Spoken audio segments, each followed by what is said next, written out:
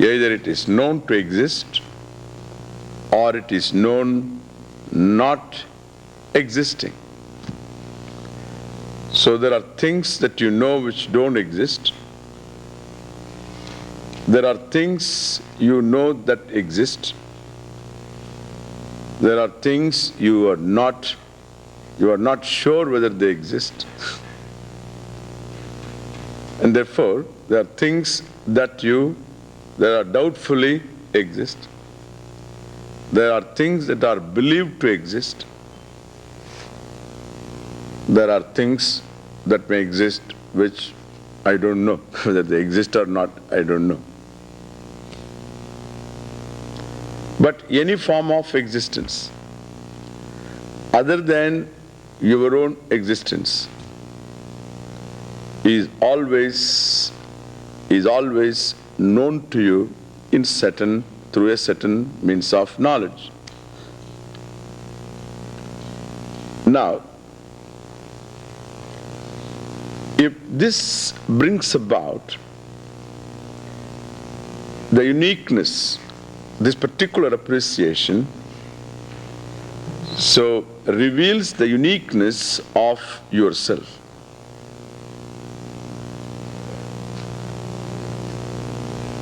The self-existent being is referred by the word I,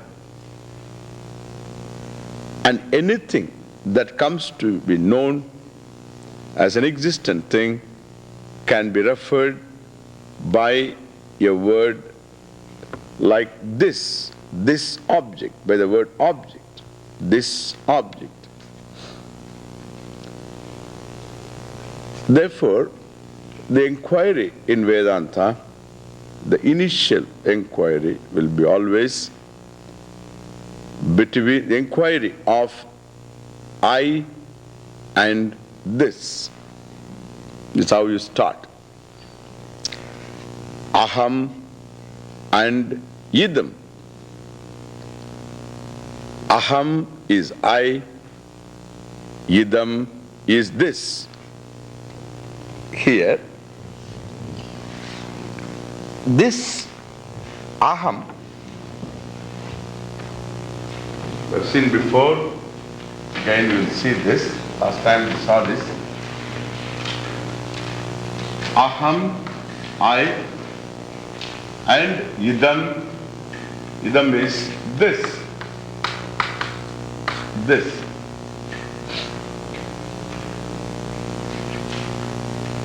Now, this is never mistaken as I. The object which, this means, remember, object, okay? It's an object. Any object is this. Means referred by you as this object. Like this Swami standing here. This sun, this light, this ceiling, this chair, this man, this anything. Even those objects which you refer by the word that, remote objects, objects that are away from you. Even those objects become these objects no sooner than you objectify them. And so the word can stand for all objects. Now, this object, this chalk, is not taken as I. Okay? This chalk is not taken as I. Even things that are very valuable to you, which are looked upon as very dear and sentimentally highly valuable, like a wedding ring, so which is close to your body, is not looked upon as me, as myself, as I. So wife and children who are very dear to you, are not looked upon as I. Let us understand the available, what we call Viveka. Viveka means, so this understanding, a discriminative understanding, that one is looked upon as one, not the other. Means I am not, I am what I am. I don't look upon my wife and children or my house or money, none of them which are very dear to me, which I can't very happily part with, and they are all very dear to me. At the same time, not any one of them is taken by me as I. Okay? No problem. That means there is a difference between I and this. Now this, therefore, we have to draw a line. The sun, moon, stars, etc., known, unknown, this object, world, call it world Jagat, which is known as well as unknown. Viditam, aviditam. Known to you, unknown to you. So all of them, or not, all of them constitute not I. Therefore I use the word not I. Not I. This is I. Now I am going to use one Sanskrit word.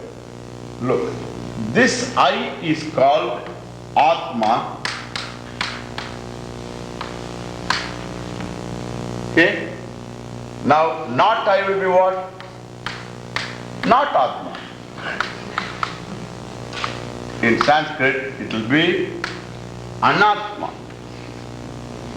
Very clear? No mistake. Anatma. And so, now under Anatma, you bring the entire universe. Known or unknown. All bugs. All things that exist in the world, inside your stomach, outside your stomach, whatever, all of them are Anatma. All of them are Anatma. All beings, etc., Anatma. They are all Anatma. That's how we operate in this world. These are all Anatma. Now this Anatma can be said as varieties of Shabdas. Shabda, Sparisha, Rupa, Rasa, Gandha. The varieties of sounds which I hear, Anatma. The varieties of forms and colors I see, they are Anatma. The varieties of smells I pick up, Anatma. The varieties of tastes I experience, Anatma. The varieties, the various forms of touch, hot, cold, soft, hard, Anatma. Okay? All these are Anatma. Very clear, Anatma. They are all known through a means of knowledge, an appropriate means of knowledge. All things that I infer as existence, Anatma. I presume, Anatma. All things that I compare, Anatma. All things that I believe to exist, that they exist, like heaven, etc., they are what? Anatma. All angels, all demigods, deities, Anatma. Ghosts, spirits, Anatma. If they exist, Anatma. All of them are Anatma. Small gods, big gods, all of them are Anatma. Let us say God, Anatma or Atma? Anatma. If God is a person, becomes Anatma, other than you. If it is other than you, becomes Anatma. Even God becomes Anatma. That's why you can remember him, dismiss him also. You can remember your dog and dismiss the dog. And then you can reverse that also. Dog reverse is God anyway. D-O-G, G-O-D. You can dismiss him. You can remember him, you can dismiss him. Whenever it's convenient to remember him. And if you have got other things to dwell upon, like a donut or anything, you dismiss it.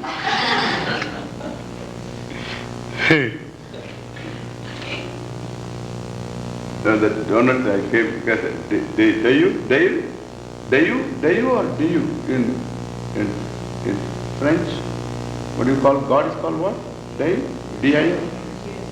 Diyu. Div Dhatu. Diyu. Diyu is God. Okay?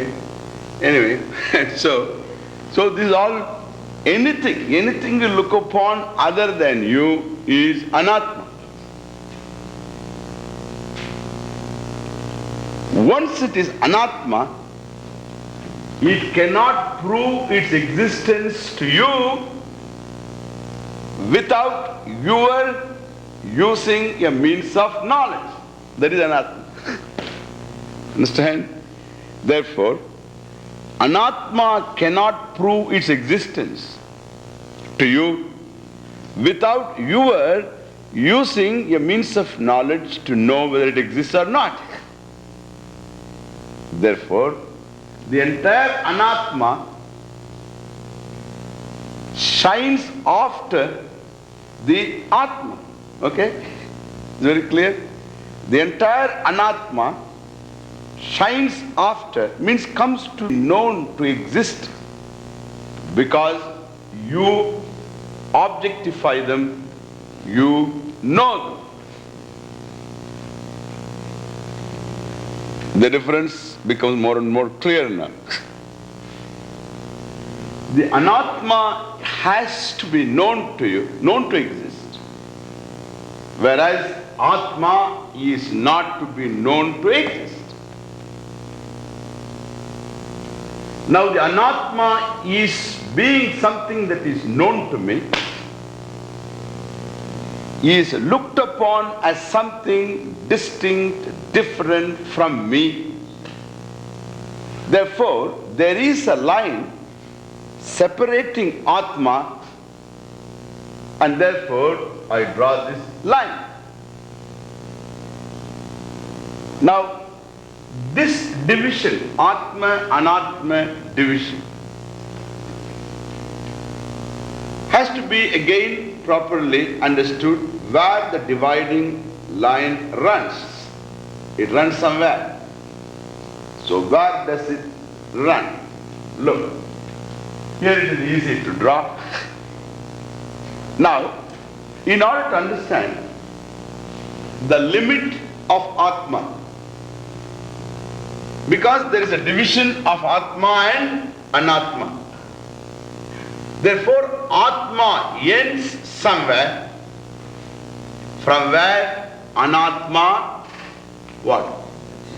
Begins. Yeah. So atma ends somewhere from where anatma begins. Okay? That seems to be the right thing to know. If there is a difference between I and atma and anatma, there should be a dividing line between the two. And therefore, where will I run this dividing line?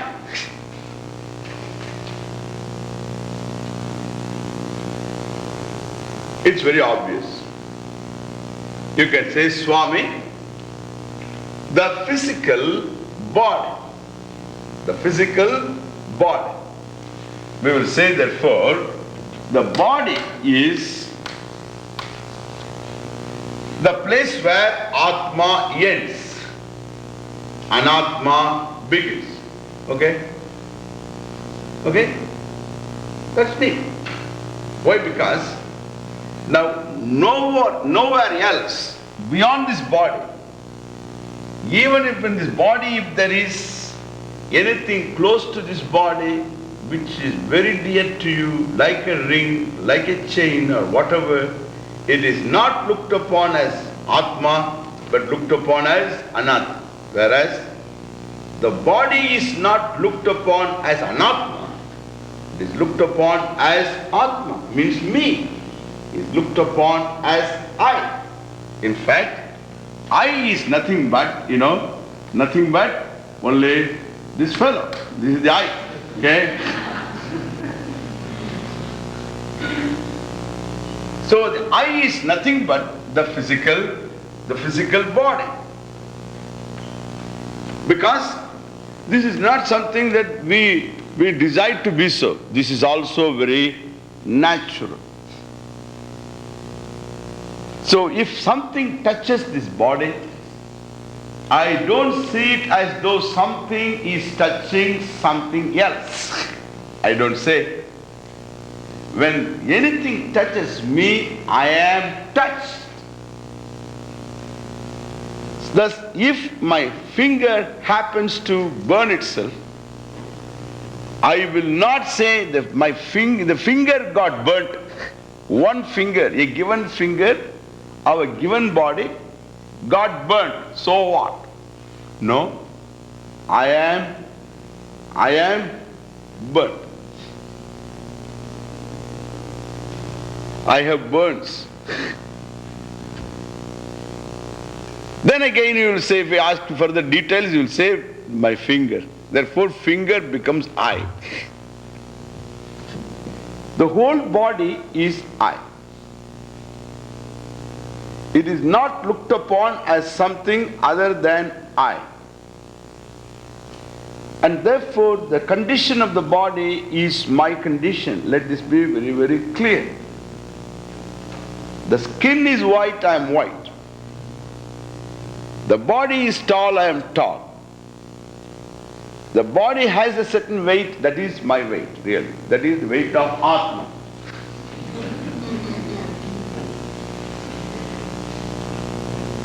The body is seated, I am seated.